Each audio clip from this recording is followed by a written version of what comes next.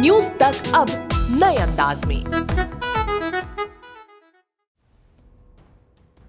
आपको अगर बैंक में कोई काम है तो आप उसे कैंसिल ही कर सकते हैं, क्योंकि सरकारी बैंक, क्षेत्रीय ग्रामीण बैंक या फिर रीजनल रूरल बैंक और पुरानी पीढ़ी के कुछ प्राइवेट बैंक के करीब 9 लाख अधिकारी और कर्मचारी 2 दिनों से हड़ताल पर हैं। ये कर्मचारी पब्लिक सेक्टर बैंकों के निजीकरण का विरोध कर रहे हैं। दरअसल इस साल के शुरू में सरकार ने 2 पब्लिक सेक्टर बैंक्स के प्राइवेटाइजेशन के बारे में जानकारी दी थी। इन बैंकों का निजीकरण बैंकिंग संशोधन बिल 2021 के तहत होना है, जिसे संसद के शीतकालीन सत्र में पेश होना है। हालांकि अब सरकारी सूत्रों के मुताबिक शीतकालीन सत्र में सरकार इस बिल को लाने के फिलहाल मूड में नहीं दिख रही। 23 दिसंबर को शीतकालीन सत्र खत्म हो रहा है।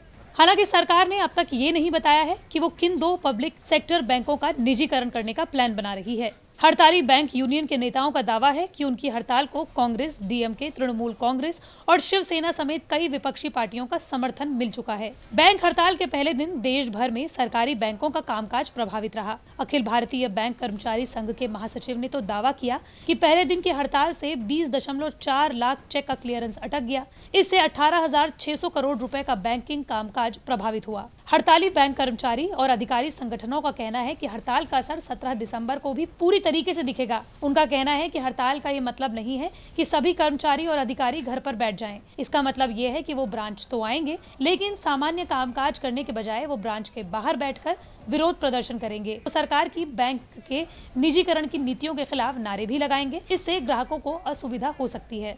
आपको बता दें कि ये हड़ताल अखिल भारतीय बैंक अधिकारी परिषद, अखिल भारतीय बैंक कर्मचारी संघ और राष्ट्रीय बैंक कर्मचारी संगठन जैसी 9 बैंक संघों के मंच United forum of bank union ने बुलाई है। इससे पहले सरकार ने 2019 में आईडीबीआई बैंक में ज्यादातर हिस्सेदारी एलआईसी को बेचकर बैंक का निजीकरण किया था और साथ ही पिछले 4 सालों में 14 सरकारी बैंकों का विलय किया है। लेकिन सवाल ये उठता है कि आखिर मोदी सरकार बैंक्स को बेच क्यों रही है। दरअसल मोदी सरकार बार बार ये कह रही है कि सरकार का काम बिजनेस करना नहीं होता। पिछले 3 सालों में ही सरकार ने सरकारी बैंकों की हालत को सुधारने के लिए 1.5 लाख करोड़ रुपए की पूंजी लगाई है और 1 लाख करोड़ से ज्यादा की रकम रिकैपिटलाइजेशन बॉन्ड के जरिए दी है।